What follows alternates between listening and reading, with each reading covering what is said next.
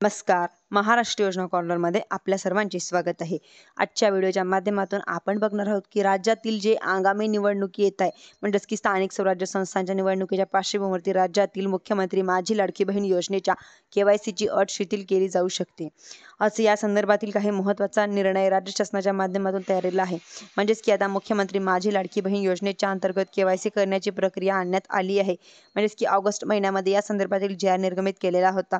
साधारणपणे ही प्रक्रिया KYC प्रक्रिया पूर्ण करावी अशा प्रकारचं आव्हान शासनाच्या माध्यमातून ज्यामध्ये साधारणपणे 20 नोव्हेंबरपर्यंत अंतर्गत केली जाणार प्रक्रिया सुरू करण्यात आलेली आहे. म्हणजेच की ठेवण्यात आलेली आहे.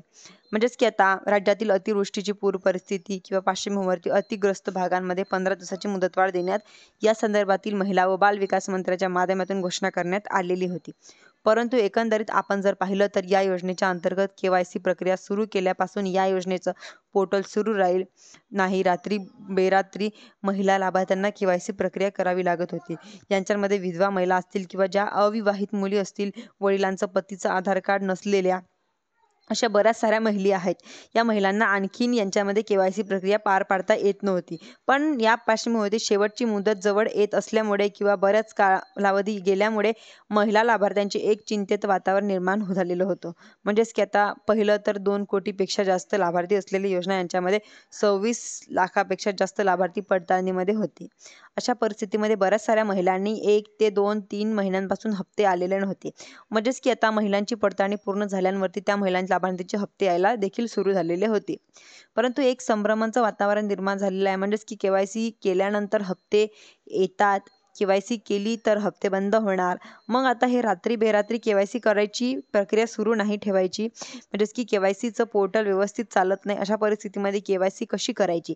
एक मोठा प्रश्न आणि मनस्ताप बहिणींच्या मनांमध्ये आलेला आहे. एक हा रोष प्रशासनाचा आणि शासनाला दाखवण्यात आलेला आहे. म्हणजेच की आता मोठ्या प्रमाणात लष्करी तक्रारी यांच्या विरोधामध्ये करण्यात आलेलं आहे की पार्श्वभूमीवरती आपण जर पाहिलं तर एकंदरीत आता येणाऱ्या आगामी स्थानिक स्वराज्य निवडणुका या पार्श्वभूमीवरती महिलांचा वाढता रोष आलेला होता. म्हणजेच की आता यामध्ये महिलांना यांच्यामध्ये खूप सारे प्रॉब्लेम येत आहे. खूप साऱ्या बहिणींना तकलीफ होत आहे.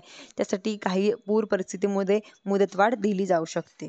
आणि महिला व बालविकास विभागाच्या माध्यमातून KYCची प्रक्रिया शासनाच्या माध्यमातून सुरू करण्यात आलेली. यांच्यामध्ये पारदर्शकता आणण्यासाठी महिला लाभार्थ्यांच्या घरांमध्ये कोणी सरकारी कर्मचारी आहे का, पेन्शनधारक आहे का व एका घरामध्ये किती महिला लाभार्थी येत आहेत, कोणत्या जात प्रवर्गातील आहे, हे सर्व पार पाडण्यासाठी व्यवस्थितपणे पाहण्यासाठी ही प्रक्रिया आणण्यास आलेली आहे. यांच्या अंतर्गत अर्ध्या कुठल्याही प्रकारची शेवटची मुदत किंवा शेवटची तारीख निश्चित करण्यात आलेली नाही अशी माहिती देण्यात येत आहे.